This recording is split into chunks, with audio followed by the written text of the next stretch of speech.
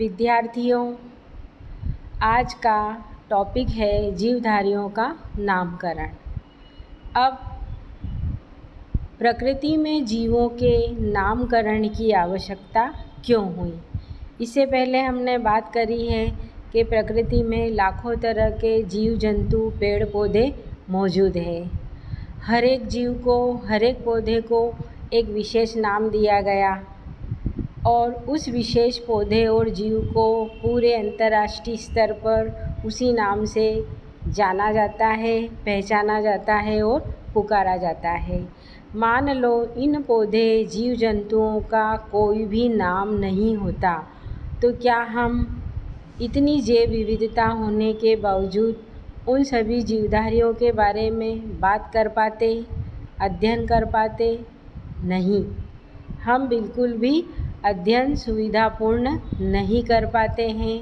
हमेशा परेशानी रहती कि कौन किस जीव के बारे में, किस पौधे के बारे में बात कर रहा है और हम समझ नहीं पा रहे हैं। तो जीवधारियों का नामकरण क्यों किया गया, इससे जुड़ी हुई पद्धतियाँ किसने प्रस्तुत करी, आइए इस वीडियो के माध्यम से समझने का प्रयास करते हैं। प्रकृति में विभिन्न प्रकार के पेड़ पौधे, जीव जंतु पाए जाते हैं, जिन्हें अलग अलग देशों, राज्यों और स्थानों पर विभिन्न लोकल स्थानीय नामों से जाना जाता है। इतनी अधिक भाषाई विविधता होने के कारण जीवों के बारे में ठीक प्रकार से जानकारी प्राप्त नहीं कर सकते हैं। उदाहरण के लिए एक प्रकार की चिड़िया गोरैया को आंध्र प्रदेश में पिच्छूका, हॉलैंड में मुश्च, जापान में सुजुन, इंग्लैंड में हाउस स्पैरो के नाम से जानते हैं। अब जीव एक है, लेकिन अलग अलग देश और राज्यों में उसका नाम अलग अलग है, अतः सभी जीव और पौधों के लिए यही स्थिति बनेगी।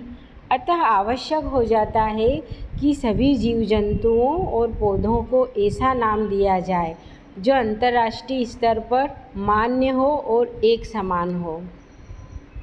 इन नामों को जो अंतर्राष्ट्रीय स्तर पर दिए जाते हैं वैज्ञानिक नाम कहा जाता है और इस समस्या के निदान के लिए सर्वप्रथम कैरोलस लिनियस ने जीवधारियों के नामकरण की एक पद्धति प्रस्तावित की, जिसे द्विनामकरण पद्धति कहते हैं। इससे पहले देखते हैं हम नामकरण क्या होता है। वर्गीकी में किसी पौधे या जंतु की पहचान के पश्चात उसे वैज्ञानिक नाम देना ही नामकरण कहलाता है। इसके लाभ क्या होते हैं? विभिन्न स्थानों पर पौधों और जीव जंतुओं की पहचान और अध्ययन में हमें सुविधा होती है। संपूर्ण विश्व में एक समान नाम होने से अंतर्राष्ट्रीय स्तर पर भी जीवधारियों के अध्ययन में समानता आ जाती है। नामकरण के लिए दो प्रमुख पद्धतियाँ प्रचलित है, द्विनामकरण पद्धति और त्रिनामकरण पद्धति। नाम से ही पता चल रहा है कि द्विनामकरण पद्धति में किसी भी जीव का नाम दो शब्दों से मिलकर बना होगा। आइए देखते हैं। सर्वप्रथम कैरोलस लिनियस ने अपनी पुस्तक स्पीशीज प्लांटेरम में द्विनामकरण पद्धति का वर्णन किया। इनके अनुसार जीव का नाम दो शब्दों, प्रथम नाम जीनस, द्वितीय नाम स्पीशीज से मिलकर बना होता है। उदाहरण के लिए आलू। आलू का वानस्पतिक वैज्ञानिक नाम है सोलेनम ट्यूबेरोसम। मटर का वैज्ञानिक नाम है पाइसम सटाइवम। प्रथम नाम जीनस को इंगित करता है, द्वितीय नाम स्पीशीज को इंगित करता है। अब इस द्विनामकरण पद्धति के कुछ नियम भी बनाए गए हैं। देखिए, वैज्ञानिक भाषा में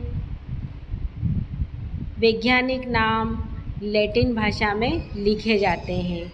ये इटैलिक्स में लिखे जाते हैं, लेकिन हम इटैलिक्स नहीं लिख पाते हैं, इसलिए इनको जीनस और स्पीशीज़ को अलग अलग अंडरलाइन कर दिया जाता है। जैसा कि आप देख पा रहे हैं, सोलेनम और ट्यूबेरोसम, पाइसम और सटाइवम को अलग अलग अंडरलाइन किया गया है। प्रत्येक नाम में 2 शब्द होना चाहिए। प्रथम नाम जीनस, द्वितीय नाम स्पीशीज़। जीनस का पहला अक्षर कैपिटल और स्पीशीज़ का पहला अक्षर स्मॉल लेटर में लिखा जाता है। देखिए यहाँ आम और गेहूँ के नाम लिखे हुए हैं, मैग्नीफेरा इंडिका और ट्रिटिकम एस्टिवम। दोनों नामों को तिरछे अक्षरों में लिखा जाता है।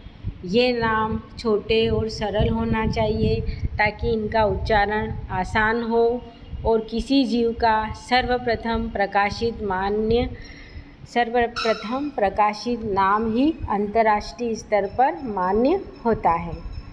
वर्गीकरण की अगली पद्धति आती है त्रिनाम या बहुनाम वर्गीकरण पद्धति। नाम से ही स्पष्ट है कि किसी भी जीव का नाम 2 से अधिक अक्षरों से मिलकर बना होता है। प्रथम नाम जीनस, दूसरा नाम स्पीशीज़ और तीसरा नाम उसकी रेस यानी कि प्रजाति का होता है। ये तीनों अक्षर मिलकर बहुनाम वर्गीकरण पद्धति के अनुसार उस जीव का नाम निर्धारित करते हैं। जैसे भारतीय गोवा का त्रिनाम पद्धति के अंतर्गत नाम है कावर्स स्प्लेंडेंस। आइए हम कुछ पौधे और कुछ जंतु के वानस्पतिक वैज्ञानिक नामों का अध्ययन करते हैं। चावल ओराइज़ा सटाइवा, सरसों ब्रेसिका कैम्पेस्ट्रिस, चना साइसर एरिटिनम, प्याज एलियम सेपा, नीम एजाडिरेक्टा इंडिका, अंगूर वाइटिस विनिफेरा। इसी प्रकार कुछ जंतुओं के जंतु वैज्ञानिक नाम मनुष्य होमोसेपियंस, गाय बॉस इंडिकस, मक्खी मस्का डोमेस्टिका, मेंढक राना टिग्रिना, सिंह पैंथेरा लियो, बिल्ली फेलिस डोमेस्टिका। इस तरीके से देखिए आप प्रत्येक जीव का नाम जो प्रचलित नामकरण पद्धति है द्विनाम वर्गीकरण पद्धति जो कैरोलस लिनियस ने प्रस्तावित की, इनके अनुसार प्रत्येक जीव का नाम 2 अक्षर से मिलकर बना होता है और इनको हम नाम लिखकर जीनस स्पीशीज़ को अलग अलग अंडरलाइन कर देते हैं।